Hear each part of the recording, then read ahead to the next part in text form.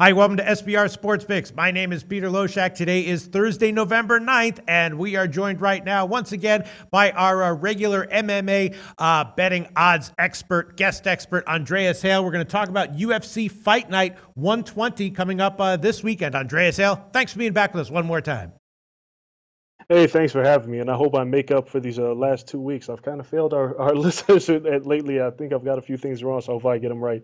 Yeah, I mean, look, we both like GSP. It's just, I guess I just felt that like the layoff, I didn't mind the layoff as far as GSP's, likelihood of winning was concerned, but I did feel like that long of a layoff made me a little bit nervous as far as what to expect. I mean, when you see fighters fighting every 3 months or every 6 months and they're on a run of, stoppages or fights that go the distance, they're pretty much, you can expect that train to continue unless something unexpected happens. But when it's almost like a complete reboot when a guy has a career, has a break of four years like a GSP had. And so that made me think that, just the fact that he had so many fights going the distance didn't necessarily indicate that he was likely to go the distance again on that one. But I don't know, that was just my feeling. I felt safer just taking him to win, Yeah, absolutely.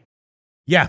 All right. So I didn't mean to go on a GSP tangent there. All right. So we got 6 fights on the main card here at UFC Fight Night 120. There's a bunch of plays I'm liking. The problem is that they're all kind of big favorites, so that can be treacherous, as we know. But I think I'm going to give them all, and if they all cash, that'll be great. If one of them loses, that'll be okay, and I still should come out ahead. The featured fight though, Dustin Poirier and Anthony Pettis, is not one of the fights that I think I see an edge on. It's the lines are very competitive. Obviously, it's going to be a competitive fight. Pettis right now is -120. Poirier on the other side is a +100. The only difference, I guess, is that, Poirier has been winning recently, whereas Pettis, has had a run of fights where he just kind of lost. Maybe he had excuses in some of them. But my sense is that I'm not sure Poirier should be an underdog here. He's just +100. But does he maybe have a small edge, maybe have some betting value at +100? What do you think? Yeah, I think he does. I mean, I think we're still trying to figure out who Anthony Pettis is. I think Anthony Pettis is trying to figure out who he is. I mean, moved down a weight class, wasn't successful there. Came back up, won a fight, but he's 2-4 in his last 6 fights. And Poirier is a guy who had a lot of momentum. I mean, granted, the Eddie Alvarez fight didn't go the way that he wanted to with a DQ, with a knee to the head, but he's looked phenomenal otherwise. I mean, with the exception also of the Michael Johnson fight. But I think that Poirier's, Pettis has the bigger upside. And always has had the greater potential. But I think Poirier is a more steady value here. And I think he's a guy who's very dangerous in both areas. I think he's being a little disrespected at a +100, which sounds crazy, but he has the momentum on his side, and he should be a little bit of a favorite here. So if I had free money and you forced me to make a bet, I would bet on Poirier. I couldn't see myself betting on Pettis as the favorite. Yeah, I mean, Pettis is losing recently. He's had a lot of injuries and layoffs and stuff like that. Are those all knocks against him, or do you think that those are sort of issues that are in the past and that we shouldn't read too much into that, going forward with him? It kind of goes both ways because on one hand, you do have to take these things into consideration. Granted, again, he's 2-4 in his last 6 fights. Yeah. And I think it's a mental thing more than anything else. A guy who's busy can kind of shake the cobwebs and get over these things. Pettis, not so much. He went down to featherweight to try his luck there, and that, to me, that screams career crisis where you're trying to figure out who you are.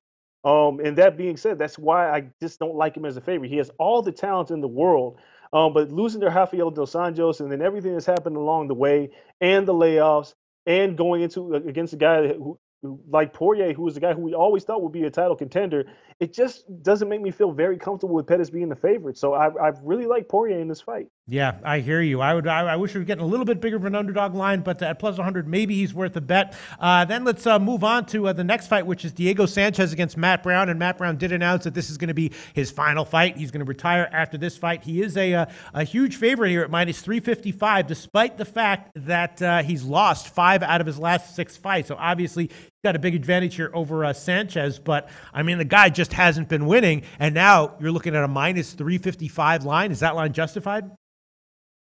No, not to me, because I mean, yes, Diego Sanchez loses fights, but he alternates wins and losses, and if you go with the trends, he should win this fight. But obviously, I think he should be an underdog. Matt Brown has fought the stiffer competition as of late, but that big of an underdog, I don't think so. And when Diego Sanchez shows up, he shows up to fight, and he's still proven to be very dangerous. He's a very durable fighter when he's in shape and he's ready to go. So, yeah, he's getting disrespected here, I think. I don't like this line. I think it's way too wide for Matt Brown. I'm also seeing some value, I think, in betting the over on this fight because Hmm. I think both guys have been proven to be durable. I mean, granted, they have lost by knockout before, but against each other, I think they neutralized those aspects. I think this fight goes the distance. Yeah, I agree with you. I mean, it's understandable why the total is where it is in light of Brown's history in his career. But again, this is his last fight. He's definitely going to hope to not get knocked out here. Probably isn't going to be looking to get a finish here either. Just ride it out, finish it out, maybe get a decision win here. The over 2.5 rounds is plus 130. Yeah, I like that a lot. I mean, again, Matt Brown, he got knocked out by Donald Cerrone. Okay, not a big deal. Choked out by Damian Maia. Again, not a big deal. The Jake Ellenberger one is the only knockout that kind of sticks out to me. But aside from that, he goes the distance with a lot of guys. Yeah. So that being said, Diego Sanchez is not the finisher that he once was. And I don't think Matt Brown's the finisher like he once was either. So I like that value at over 2.5 rounds. I like it a lot. And that's going to make that's a lock for me. I totally agree with you. All right, we'll get to our official picks at the end of the show, but I think I'm going to throw that one on there as well. That was actually not one I was thinking about. I wanted to get your overall take on this fight, just because it was just so weird to me that Brown had so many losses recently with such a huge favorite here, and then throw in the factor that he announced that it is going to be his last fight. But yeah, I'm agreeing with you. I'm thinking the over is a great bet there. Good to see an underdog finally on this card that I'm liking. Now the next one is Andrei Arlovski against Junior Albini, and this is one of the big favorites that I was liking. Obviously, Albini is the side that you'd be liking here. A few days ago, it was minus 270, which was big, but not too big for me. Now, right before this show, it's up to a minus 330 at 5 dimes. Arlovski on the other side plus 270, and Arlovski, for those who who might not be aware, on a 5-fight losing streak and just looking like his career should already be over. But he hasn't been released and he hasn't quit. He hasn't retired yet. Just feels like he doesn't have a shot here. I know that he's supposedly trained. He's been changing up his training regimen, his training locale, so that at least shows that he's not defeated before he enters the octagon here. He's going to give it his best shot, which I guess is kind of encouraging. Just feels like he's overmatched here, and Albini, even at minus 330, might be a good bet. Would you agree with that or disagree? No, I agree with that. I mean, losing 5 in a row does something to you mentally where you go in there, you just don't think you can win. Some things don't fall your way in the first couple of minutes of fights, and you mentally check out, and then you get knocked out. So it's very possible. However, I do think there's some value here in betting the over. I know Andrei Arlovski has been knocked out, but he went the distance with Marcin Tybura in his last fight. Albini is not quite the finisher of a Stipe Miocic or an Alistair Overeem, so there might be value in the over here. But if you're going to go head-to-head, yeah, Albini should be the big favorite, and probably bigger than this. So I think it might be a pretty good bet. Yeah, I actually was feeling the same way. Obviously the market expects this one to finish early. The over 1.5 rounds is plus 140. The under 1.5 is minus 160. So the market is expecting a win by Albini and the fight not going the distance. Albini to win inside the distance is minus 181. So I can understand why a lot of people would be attracted to that. But I actually, similar to the GSP fight, it makes me a little bit nervous. I don't think there's a chance Arlovski could catch Albini, but I think it's a remote chance. And I actually would bet Albini here, but I wouldn't take him inside the distance. I'd just take him at minus 330. And I'm kind of agreeing with you that the over 1.5 rounds at plus 140 is looking pretty tempting as well. Next fight is Nate Marquardt against Cesar Ferreira. And this is another one that I was thinking the over 1.5 rounds might be worth a shot, although this is at minus 200. Marquardt, obviously been losing a lot over his last 10 or 11 fights, but he's still, a dangerous fighter. Slowing down, but still dangerous. I think Ferreira will respect that a little bit, not make sure he doesn't get caught early. Ferreira's a big favorite here, minus 290. Marquardt on the other side, plus 245. But again, I'm thinking that maybe a shot with the over here at 1.5 rounds, minus 200 is the way to go. And as far as the side's concerned, I don't know. I guess I would lean Ferreira even at minus 290. But Marquardt, I'm not ready to completely, close out the table on him.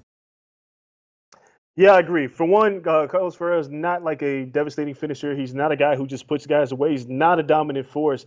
It's just a matter of which Nate Marquardt shows up. And the Nate Marquardt who showed up is seeing a lot slower and a little bit older.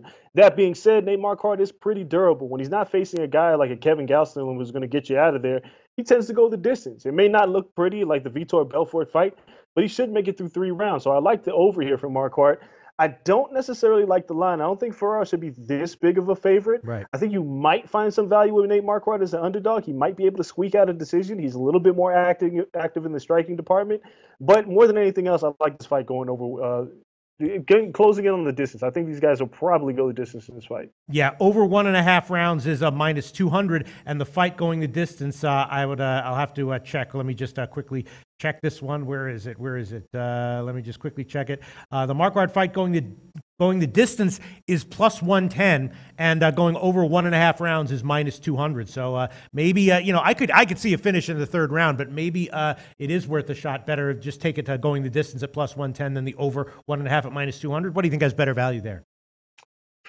I think going the distance. Again, Ferreira's not a guy who finishes a lot of opponents. That doesn't mean Marquardt's not prone to being finished, because he's older, and every year that he fights, he's a little bit slower. But I think Marquardt's going to be a little bit more careful, just like he was in the Vitor Belfort fight. These two can stink this thing out, and it goes the distance. So I'm actually going to lean towards the distance at the plus 110. Plus 110, yeah. All right, and then the next fight is another interesting one, another fight with a pretty big favorite, where I'm also leaning over, and the fight going the distance, and that's Matthew Lopez against Assuncao, Raphael Assuncao, and he is obviously winning. He's won 9 out of his last 10 fights. A great fighter, but Matt Lopez is a hot up and comer and getting a pretty big underdog line here. So I'm not exactly sure what to make of these odds, but I do think that Assuncao will respect Lopez enough to make this fight likely to go the distance. It is kind of a high line, minus 215, that the fight goes to the cards, just 3 rounds. I definitely don't want to bet against Assuncao here, but Lopez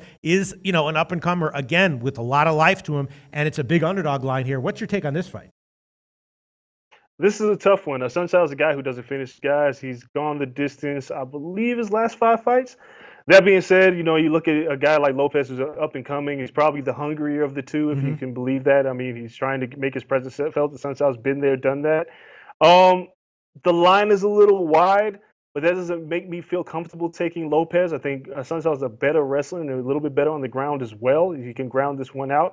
But I do think it's going to go the distance. I mean, Lopez, I figure he'll do the same. I don't think he's that devastating of a finisher. So I'm looking at this fight going the distance. I'm not going to pick a side here, but I do think this thing goes over for sure. Yeah.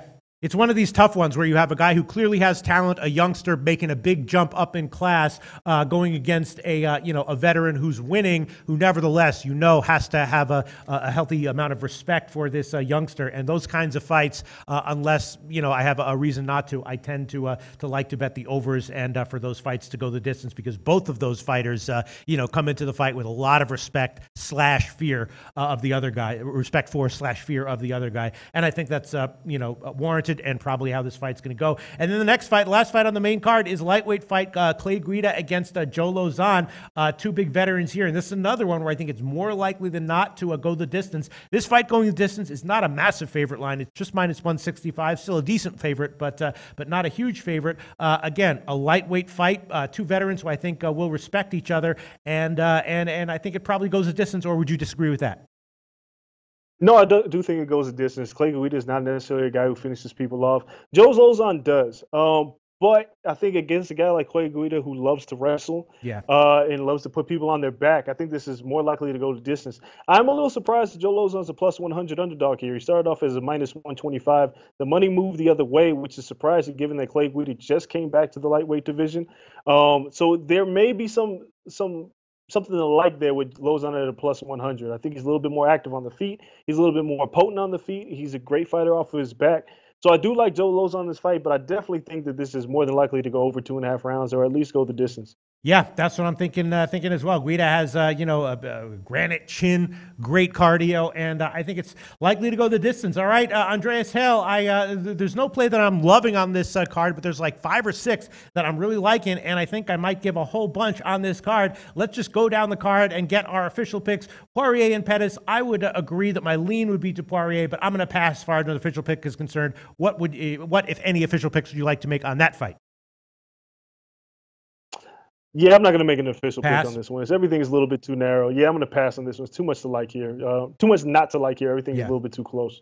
Okay, Diego Sanchez and Matt Brown, you absolutely talked me into it, and it's only because of the odds. Obviously, a finish could happen, but I think that over 2.5 rounds at plus 130 is worth a shot. And actually, let me just check to see what the fight going the distance is, because that's probably a little bit better, probably a little bit better odds, probably like 155 or something like that. Let me just find that one. Let me just find it. Brown and Sanchez going the distance. Yeah, plus 160. That's going to be an official pick for me. Brown and Sanchez going the distance at plus 163 rounds. Could see a finish, but again, we discussed why we like the over. Andreas Hale, you put me on that one. I appreciate it. Do you want to make an official pick on this one?